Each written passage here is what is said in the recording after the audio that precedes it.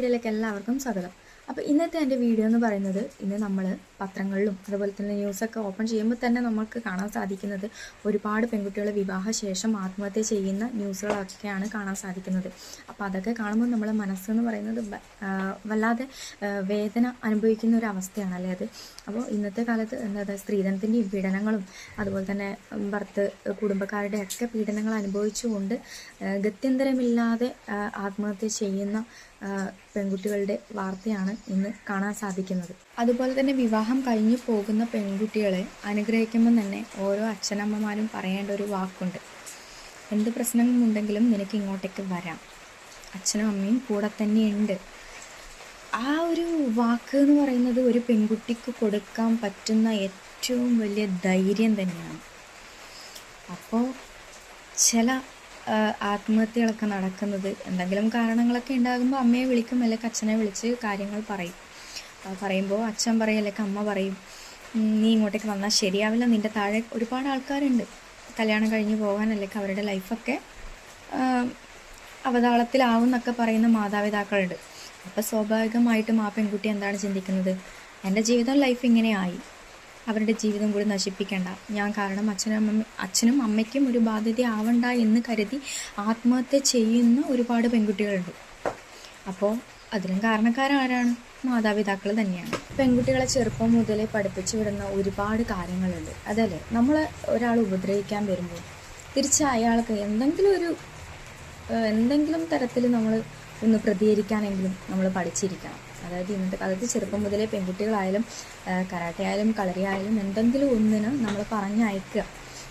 അവർക്ക് അവരുടെ ഒരു നിലനിൽപ്പിന് വേണ്ടിയിട്ടെങ്കിലും നമ്മളത് തീർച്ചയായിട്ടും പറഞ്ഞയക്കുക തന്നെ വേണം. അതുപോലെ തന്നെ മാതാപിതാക്കളും അതുപോലെ തന്നെ പെൺകുട്ടികളും പ്രതികരിക്കാത്തിടത്തോളം കാലം ഈ ആത്മഹത്യകൾ ഇങ്ങനെ തുടർന്നുകൊണ്ടേയിരിക്കും.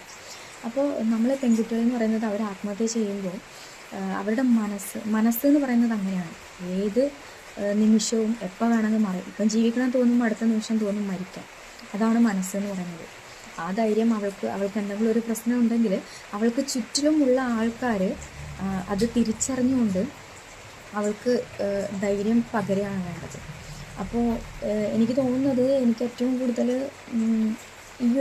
ഇത് പറയാൻ സാധിക്കും. കാരണം എന്ന് വെച്ചാൽ എൻ്റെ ഈ ഒരു വീഡിയോ കാണുന്ന ഏതെങ്കിലും ഒരു വ്യക്തി അല്ലെങ്കിൽ ഏതെങ്കിലും ഒരു പെൺകുട്ടി ഇങ്ങനെ ഒരു സാഹചര്യത്തിലാണെങ്കിൽ തീർച്ചയായിട്ടും ഈ ഒരു വീഡിയോ മുഴുവനായിട്ട് കാണണം. ഞാനും ഇങ്ങനെയൊരു സാഹചര്യത്തിലൂടെ കടന്നു പോയിട്ടുള്ളൊരു വ്യക്തിയാണ്.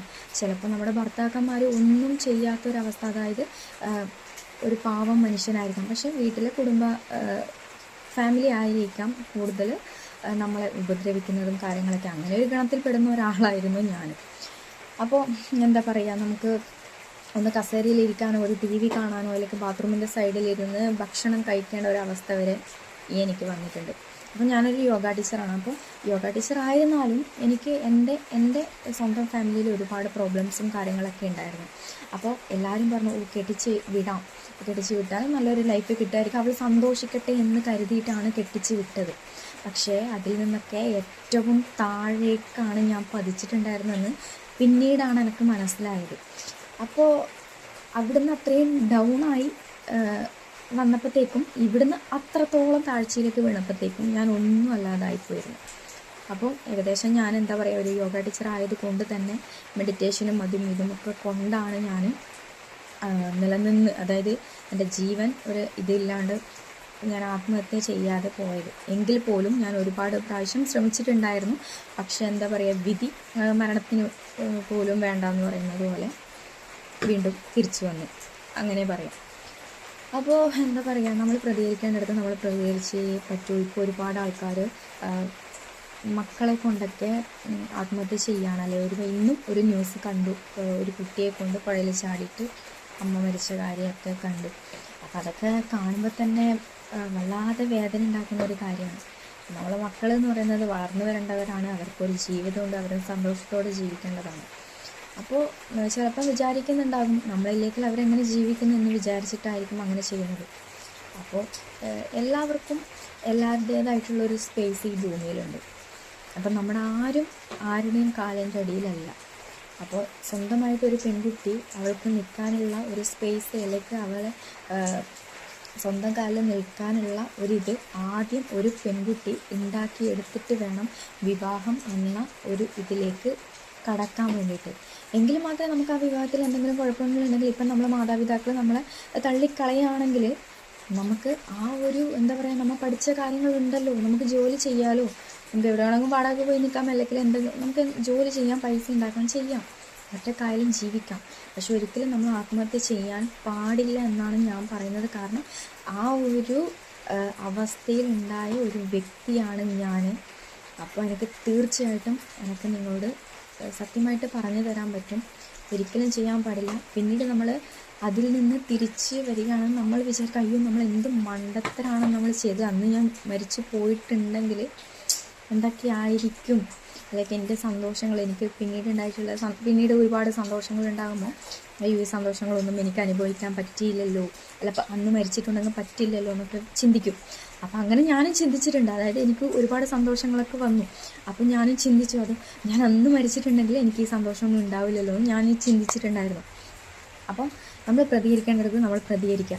നമുക്ക് നമ്മളെ അതായത് ഭർത്താവിൻ്റെ വീട്ടുകാരായാലും ശരി, ഭർത്താവായാലും ശരി, നമ്മൾ ഒരുപാട് ചിലപ്പോൾ ഭർത്താവിൻ്റെ വീട്ടുകാരൊക്കെ വയസ്സുള്ള ആൾക്കാരൊക്കെ ആയിരിക്കാം. വയസ്സുള്ള ആൾക്കാർ ഉപദ്രവിക്കുന്നത് നേരെ തിരിച്ച് ഓപ്പോസിറ്റ് പറയുകയായിരിക്കും. ചിലപ്പോൾ എനിക്കൊക്കെ ഉണ്ടായത് അങ്ങനെയാണ്. അപ്പോൾ നമ്മൾ ചിലപ്പോൾ പരാതിപ്പെടാതിരിക്കാനും ഒക്കെ പറയും. നമ്മൾ ജസ്റ്റ് വീഡിയോ എടുത്തോക്കോ വോയിസ് എടുത്തോക്കോ എന്തെങ്കിലും ഒന്ന് ചെയ്താൽ മതി, അവർക്കെതിരായിട്ട് എന്തെങ്കിലും ഒന്ന് ചെയ്താൽ മതി. സത്യമായിട്ടുള്ള ഒരു കാര്യം, നമ്മൾ ശക്തമായിട്ടുള്ള നിയമ സംവിധാനങ്ങൾ നമുക്ക് ഈ സമൂഹത്തിലുണ്ട്. നമ്മുടെ കൂടെ എല്ലാവരും ഉണ്ടാകും, ഒറ്റപ്പെട്ടു പോവില്ല, ഒറ്റപ്പെടുത്തില്ല ആരും. അപ്പോൾ അത് ഓരോ പെൺകുട്ടിയും മനസ്സിലാക്കേണ്ടതാണ്. അപ്പോൾ എന്തെങ്കിലും ഒരു തെളിവ് നിങ്ങൾ ഉണ്ടാക്കി വയ്ക്കുക. അതായത് നിങ്ങൾക്ക് ഇങ്ങനെയുള്ള എന്തെങ്കിലും ഒരു ബുദ്ധിമുട്ട് കാര്യങ്ങളൊക്കെ ഉണ്ടെങ്കിൽ അത് ഉണ്ടാക്കിയെടുക്കുക. വെറുതെ ചുമ്മാ അവരുടെ അടിയും തൊഴിയും അതുപോലെ തന്നെ ഇതൊക്കെ കൊണ്ടിട്ട് ഒരിക്കലും നിൽക്കാൻ പാടില്ല. ആരോടൊന്ന് ഷെയർ ചെയ്യുക. ഞാൻ ഈ പറഞ്ഞ കാര്യങ്ങളിലൊക്കെ ഇങ്ങനെ എന്തെങ്കിലും ബുദ്ധിമുട്ടുള്ള പെൺകുട്ടികളാണെങ്കിൽ എപ്പോഴും ആക്റ്റീവായിട്ടിരിക്കുക. കാരണം ചിലപ്പോൾ പെൺകുട്ടികളെ നമ്മൾ നശിപ്പിക്കാനൊക്കെ, അതായത് നമ്മളെ ഇല്ലാതാക്കാനൊക്കെ ശ്രമിക്കുന്ന ഒരുപാട്, അതായത് ഭർത്താവിൻ്റെ വീട്ടുകാരൊക്കെ ഉണ്ട്. അതായത് ഗ്യാസ് പൊട്ടിത്തെറിച്ചിട്ടും പല വിധത്തിലും നമ്മളെ ഇല്ലാതാക്കാൻ ശ്രമിക്കും, അല്ലേ? ഒരു ഗ്യാസ് പൊട്ടിത്തെറിച്ചെന്ന് പറയുമ്പോൾ ആ ഗ്യാസ് പൊട്ടിത്തെറിച്ചു, മരിച്ചു, അത്രയേ ഉള്ളൂ, വേറെ ഒന്നുമില്ല, അല്ലേ? അപ്പോൾ ഇതൊക്കെ അനുഭവിച്ചിട്ടുള്ളൊരു വ്യക്തിയാണ് ഞാൻ. അപ്പോൾ നമ്മുടെ ആ 4 ചുമരുകൾക്കുള്ളിൽ നടക്കുന്ന ഒരു കാര്യം പുറത്ത്, ആ പടിക്ക് പുറത്ത് മറ്റു പലരോടും മറ്റു പല വിധത്തിലുമായിരിക്കും ചിലപ്പോൾ അവർ പറയുന്നത്. നമ്മളെ സത്യത്തിൽ ഉറച്ചു നിൽക്കുക. അതുപോലെ തന്നെ എന്തെങ്കിലും ഒരു കാര്യം നിങ്ങൾക്ക് തെളിവായിട്ട്, നിങ്ങൾക്ക് അത് എന്തെങ്കിലും ഒരു കാര്യം നടക്കുന്നത് അത് തെളിവായിട്ട് നിങ്ങൾ ശേഖരിക്കുക. നിങ്ങൾക്ക് അറിയുന്ന ആൾക്കാരെങ്കിലും നിയമ സംവിധാനങ്ങളുണ്ട്, നിങ്ങൾ അവിടെ ഷെയർ ചെയ്യാം, അല്ലെങ്കിൽ നിങ്ങളെ ഫ്രണ്ട്സിനോട് ഷെയർ ചെയ്യാം, ആർക്കെങ്കിലും ഇത് അറിയിക്കാം. ഒരാളെ അറിയിക്കാതെ നിങ്ങളെ മനസ്സിൽ തന്നെ വെച്ചിട്ടുണ്ടെങ്കിൽ ഒന്നിക്കലും നിങ്ങൾ ആത്മഹത്യ ചെയ്യുമായിരിക്കും, അല്ലെങ്കിൽ നിങ്ങൾ ചങ്ക് പൊട്ടി ചാവുമായിരിക്കും. അങ്ങനെയായിരിക്കും ചെയ്യുന്നത്. അപ്പോൾ ഒരിക്കലും അങ്ങനെ ചെയ്യാൻ പാടില്ല. ഞാൻ പ്രതികരിച്ച പോലെ നിങ്ങളും പ്രതികരിക്കാമെന്ന് ഞാൻ പറയുന്നുള്ളൂ. ഇല്ലെങ്കിൽ ഞാനും ഏതെങ്കിലും ഒരു പത്രത്തിൽ 3-4 പേജിൽ ഒരു വാർത്തയായി പോയേനെ അന്ന്. അപ്പോൾ ഞാൻ പ്രതികരിക്കേണ്ടടുത്ത് ഞാൻ പ്രതികരിച്ചു. ഇന്ന് ഞാൻ ഹാപ്പിയാണ്, അത്രയും ഹാപ്പിയാണ്. അപ്പോൾ ഓരോ പെൺകുട്ടികളും പ്രതികരിക്കാൻ പഠിക്കുക, അവരുടെ മാതാപിതാക്കളും പ്രതികരിക്കാൻ പഠിക്കുക.